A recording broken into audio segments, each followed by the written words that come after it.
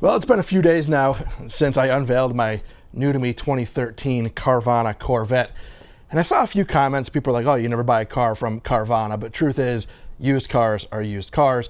There's a lot of benefits of buying from Carvana. This is not a sponsorship, but the reason why I went with Carvana is because they have a 7-day guarantee. You can turn around and give the car right back. So I want to show you guys all of the things that are wrong with my Carvana Corvette. But another benefit to buying from Carvana is that the C6 LS7 motor has a bit of a reputation for dropping valves into a cylinder and grenading the engine.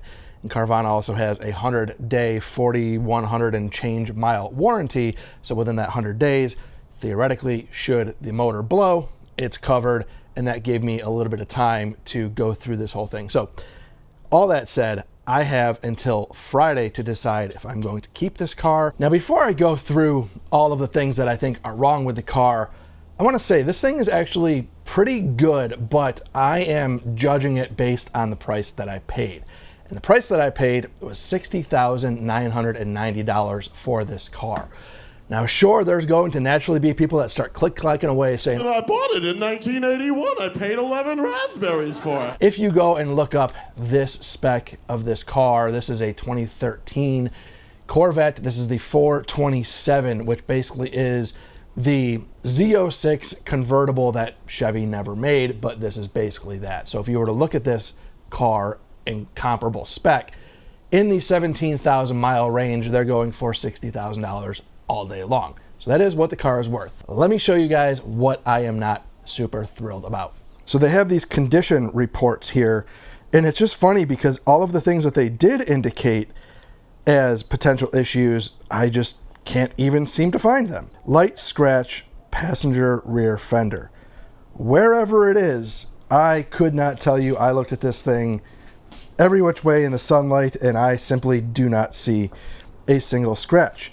Also, light scratch rear driver fender. I could not find a scratch anywhere on this fender. Worn or faded front passenger seat.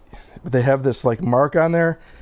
It literally was just, if you look at the fiber on the seat, you can kind of move your hand in different directions, which gives it like different looks. That's basically all that was. So looking at all of those things that they called out, I was looking at it and went, you know what, honestly, seems like whatever those scratches are probably could just be buffed out, and I wasn't too worried about it.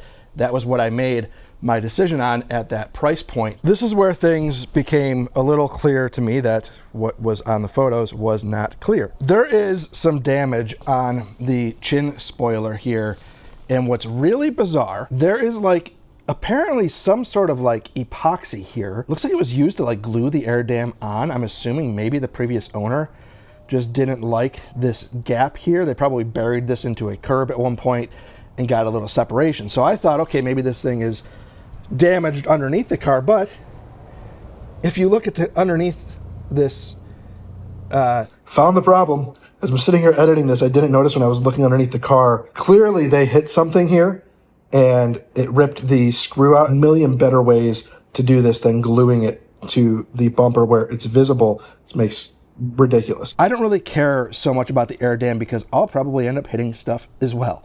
And that's easily replaceable, but I need to figure out how to get the glue off the paint. That kind of sucks. Now, the one thing that wasn't on any of the Carvana photos was this big fingernail deep scratch here. I could see a little bit of this on the photo, but it wasn't very clear. Definitely nothing called out about being in the paint on the bumper, but I also think that the driver may have done this. It's kind of all signs for me was that I suspect that may or may not have happened, but that is certainly something that should have been called out and or did not exist when they took the photos of the condition in the first place.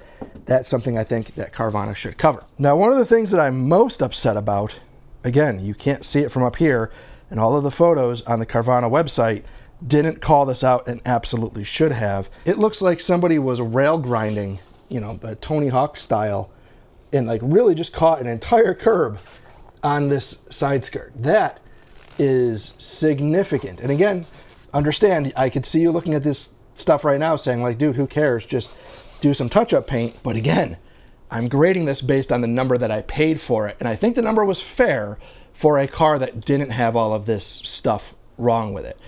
That sucks. Now, another one that goes into the, hell, I don't know, big deal, not a big deal.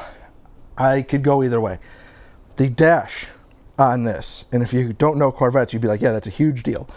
But the actual leather is pulling up on the dash pad. Maybe if I get in here, you can see it a little bit better. That is something that happens on any of these C6s apparently with these leather dash pads, and this is a very common problem. But yet again, I think that's one of those things that should be shown clearly in the condition photos. It simply was not. And that's something that I want to get that fixed right because of what the car is. And again, the money that I paid for it.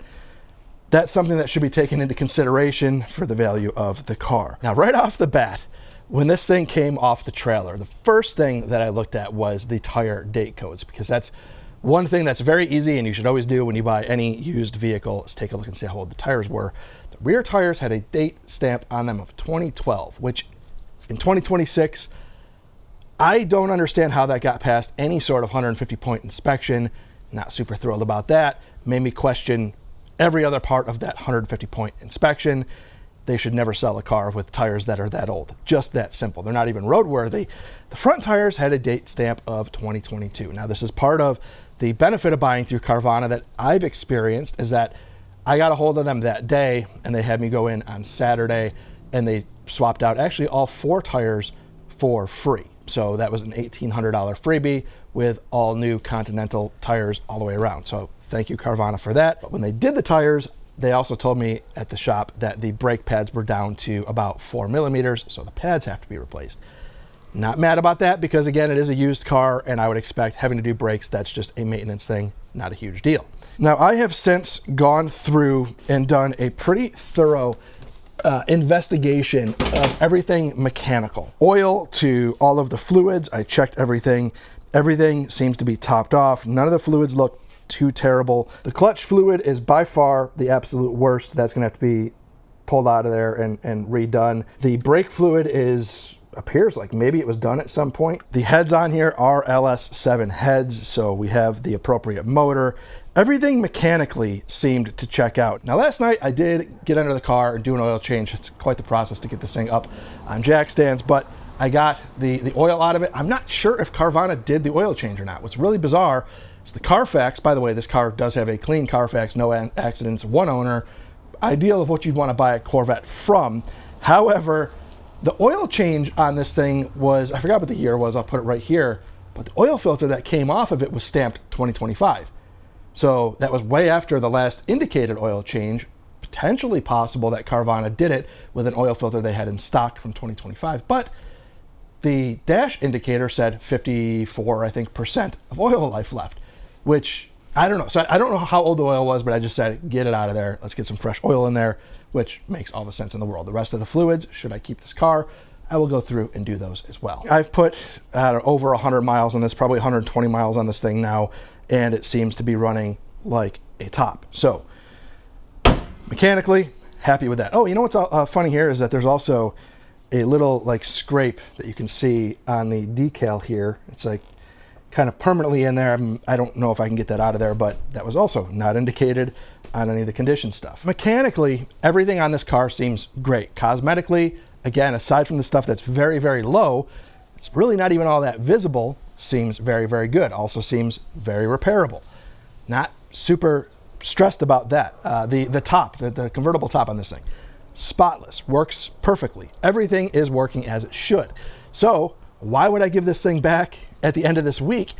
It might just come down to the fact that I don't know, and actually I pretty much can tell you, I don't feel like I got a good deal based on the damage that is there. If this car was 55, maybe even a little bit less, I think that would have been the right number for the level of damage that's on here, the cosmetic stuff that has to be fixed. Dash pad, scraped up front bumper, the JB welded whatever's going on with the front splitter, the damage on the passenger side lower sill that needs to be repaired. There's enough there that I think like I got the tires, that was great, I don't know. So let me know in the comments down below. Would you guys keep it at that number? Part of why I bought this car, I feel very, very, very firmly that I could put another 15 to 20,000 miles on this thing and probably sell it for about what I paid for it, as long as I get all that stuff fixed, that I pretty much won't lose anything on this car over the course of a couple of years. Now, if I decide to keep it longer than that, I don't know. But I wanted to buy something that I'm not going to do anything crazy with. There was a comment, somebody was like, oh, it's unoriginal. Like all these other people on YouTube have bought C6s. Let me guess, a cam and headers. And this is a dream come true for me. And I could care less about other people who watch the content and are like, oh, it's been done before. Don't care. My dream hasn't been done for me, and I am doing it now, and that's where we're at. So again, let me know in the comments down below. Do you think I should argue with Carvana to get some money back off of this car? Should I return it and try to get another C6 from someone other than Carvana? Or do I just keep it, fix everything, and just say that I kind of got screwed a little bit on the value? I don't know. Again, let me know in the comments down below. So with that said, thank you guys very much for tuning in. If this is your first time tuning in, please hit that subscribe button down below. Remember, likes go a long way to help support the channel. I will see you guys next time.